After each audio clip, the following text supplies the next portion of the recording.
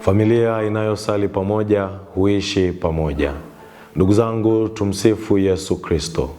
Niwakaribishe katika tafakari hii ya neno la Mungu.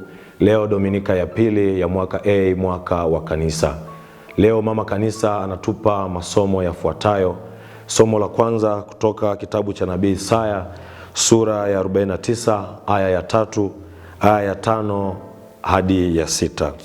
Na somo la pili linatoka waraka wa kwanza wa mtume Paulo kwa Wakorinto, sura ya kwanza, aya ya 1 hadi ya 3.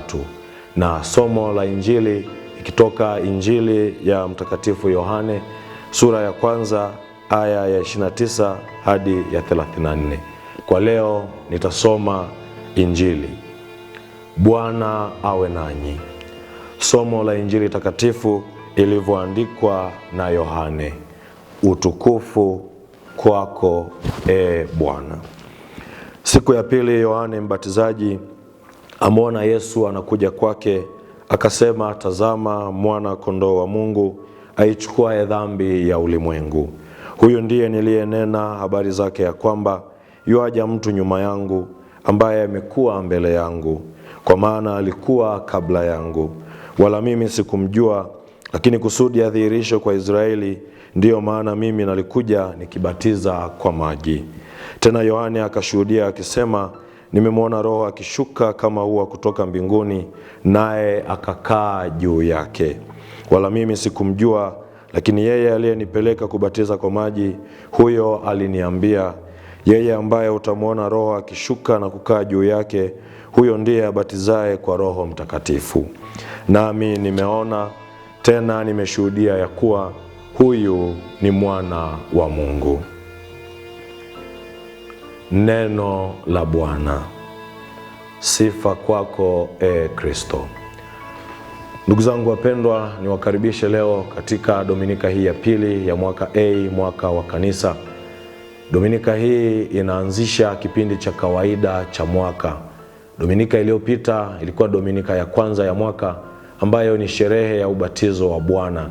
Ilihitimisha kipindi cha kuzaliwa Bwana wetu Yesu Kristo. Leo katika Dominika hii sisi wana utume wa familia, mama kanisa anatupa masomo haya mazuri kabisa, akitukumbusha utume wetu katika familia.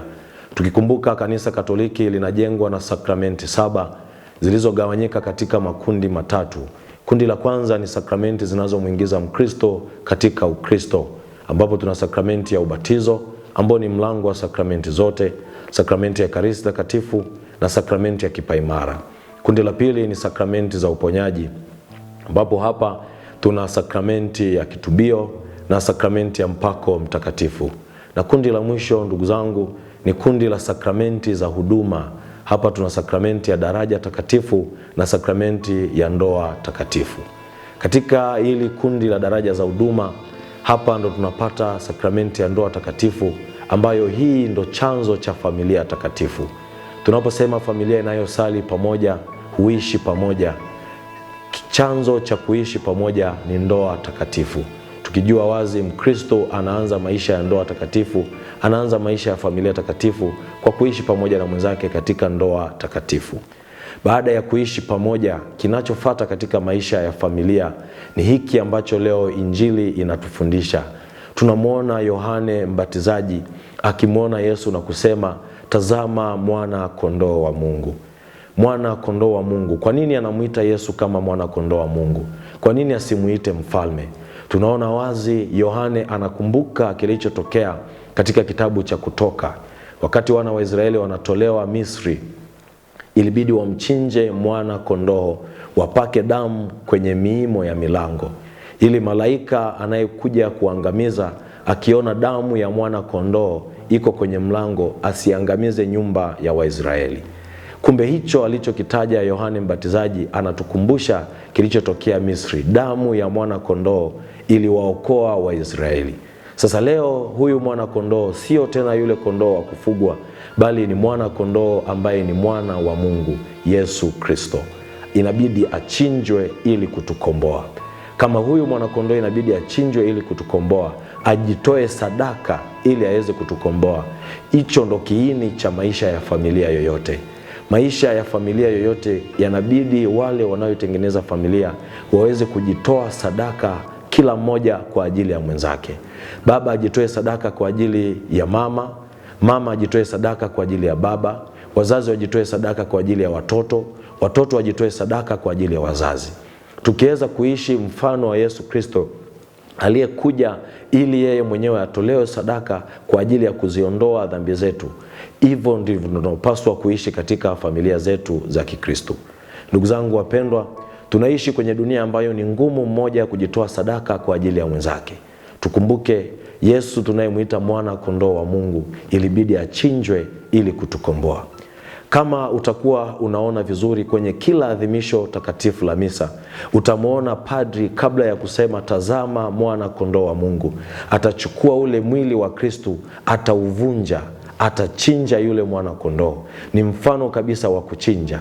Utamwona padri kabla ya kuonesha, atachukua mwili wa Kristo, atamchinja yule mwana kondoo, atavunja ule mwili wa Kristo, kuonesha sadaka iliyotolewa, kuonesha kuchinja yule mwana kondoo, na ndipo atawaonesha Wakristo, tazama mwana kondoo wa Mungu. Hakuna maisha bila sadaka. Rafiki zangu wapendwa, niwaombe leo tunaposherehekea Dominika hii ya pili ya mwaka A, mwaka wa kanisa, tukiwa mwanzo kabisa wa mwaka wa kanisa na mwaka wa kiserikali, tukumbuke familia inatengenezwa kwa watu kujitoa sadaka, kuvumiliana, kusameheana, kubebeana madhaifu.